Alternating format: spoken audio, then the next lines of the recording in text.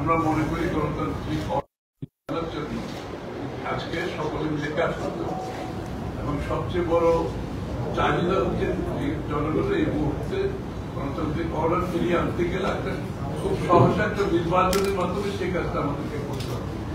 এবং ফেব্রুয়ারির প্রথমার্ধে যে নির্বাচনের আলোচনা করছে এটাকে কিভাবে সফলভাবে আমরা সমাপ্তি করতে পারি সেটা আলোচনা হয়েছে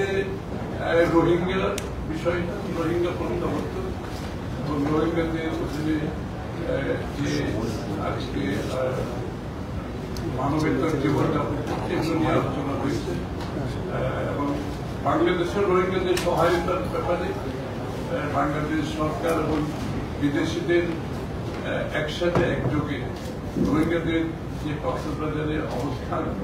তাদের আগামী দিনের ভবিষ্যৎ কিভাবে তাদের যতদিন তারা প্রত্যাবর্তন করা না যায় ততদিন তাদের বিষয়ে যে জাতিসংঘের সমর্থন ব্যক্ত করেছেন এবং এটাকে আমরা কিভাবে আরো উন্নত করতে পারি ভালো এগিয়ে নিয়ে যেতে পারি আর এই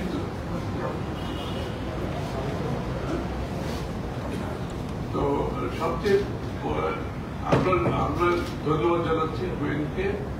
যে বিগত দিনে স্বৈরাচার বিরোধী যে আন্দোলন হয়েছে সংগ্রাম হয়েছে জাতিসংঘের পক্ষ থেকে তার গণতন্ত্রের পক্ষে মানবাধিকারের পক্ষে ওর যে অবদান সেটা আমরা স্বীকৃতি দিতে চাই আপনাদের সামনে অত্যন্ত কঠিন সময়ের মধ্যে জাতিসংঘের পক্ষ থেকে ওর যে ভূমিকা ছিল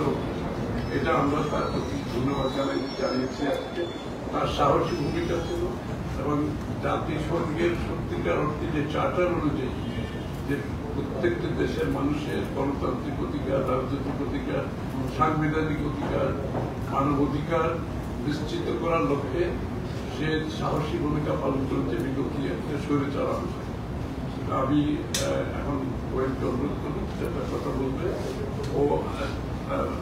আমাদেরকে ছেড়ে চলে যাচ্ছে অন্য দেশে যাবে তার টার্ম শেষ হয়ে গেছে তো এই জন্য আমরা বলেছি প্রেসকে কিছু বলা দরকার I just told them that you have done it